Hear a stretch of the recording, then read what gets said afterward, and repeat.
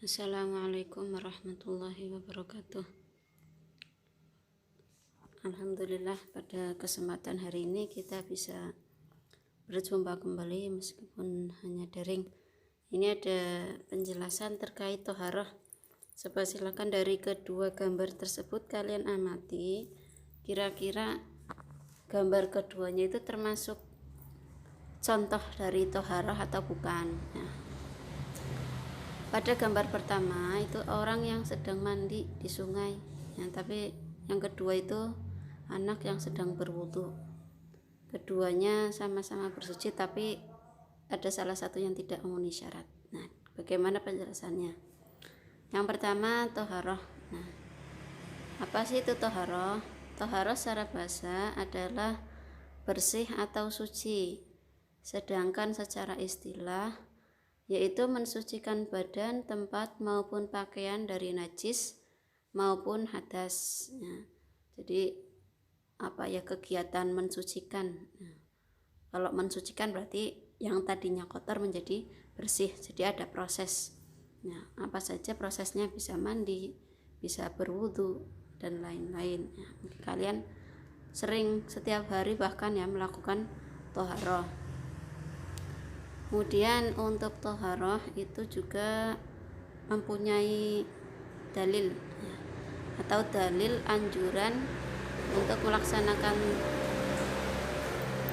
toharoh. Pada Quran surat Al-Baqarah ayat 222. Bismillahirrahmanirrahim. Innallaha yuhibbut tawwabina wa yuhibbul mutatahhirin. Yang artinya sesungguhnya Allah itu menyukai orang-orang yang bertaubat dan menyukai orang-orang yang mensucikan diri. Nah, jadi dari dulu bahkan di dalam Al-Quran pun sudah dianjurkan untuk melaksanakan toharoh atau bersuci. Bukan hanya di dalam Al-Quran, bahkan dalam hadis pun juga ada ya dianjurkan bahwasanya Rasulullah itu bersabda, bersuci itu merupakan sebagian dari iman dan ucapan alhamdulillah itu memenuhi timbangan. Hadis riwayat Muslim.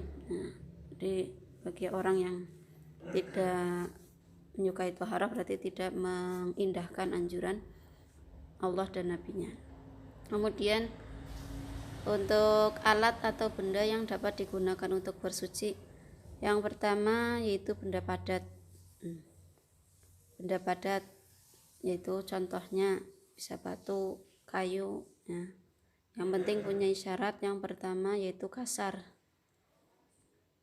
atau dapat membersihkan, intinya najis itu bisa dibersihkan oleh benda tersebut. Yang kedua suci, maksudnya suci tidak tercampuri oleh najis. Kemudian alat atau benda yang kedua yaitu benda cair yang dapat digunakan untuk bersuci yaitu air mutlak. Air mutlak itu contohnya ya air sumur, air sungai, air laut, dan air es. Ini air yang biasa kita gunakan setiap hari, ini air sumur ya. Bahkan air sungai ya mungkin ada. Lanjut untuk macam-macam air. Nah, dari air tersebut itu juga bisa kita jabarkan macam-macam air. Secara umum, nah, air itu dibagi menjadi 5.